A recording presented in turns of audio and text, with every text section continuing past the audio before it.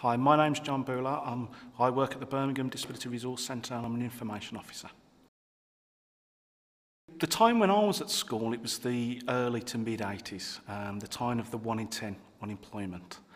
A lot of the kids in that era talked about you're never going to get a job, there's no apprentices, there's no point doing any good in school.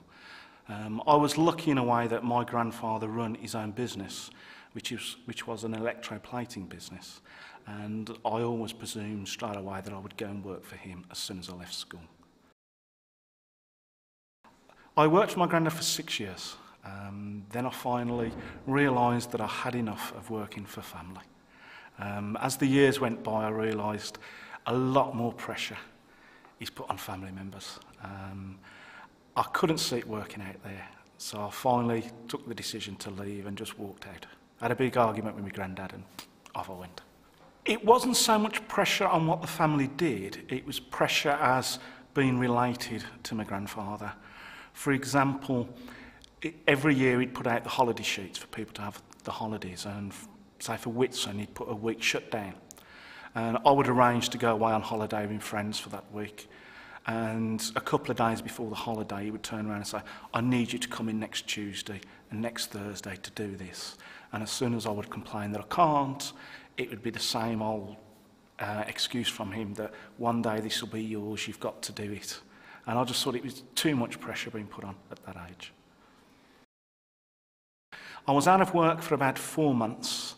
And then a friend of mine told me that there was a job going in a company that he worked for, doing the same sort of work, electroplating.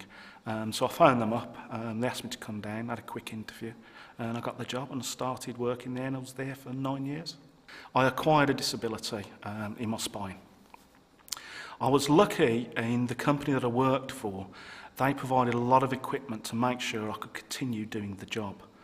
I managed to stay there, say, for 9 years until I got made redundant when they decided to move production to China. So I had no qualifications or training in anything else, so I was stuck.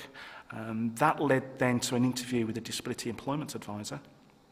And after a discussion, I was offered a placement at a residential college in Mansfield. I took them up on the offer, and I was in Mansfield for about 9 months, learning computer courses and mainly a Cisco networking course.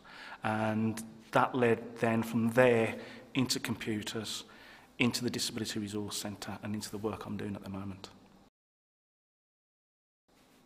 Regrets looking back, I think I wish I'd done better at school, but I only found out the problem when I was at the residential college, why I didn't do good at school.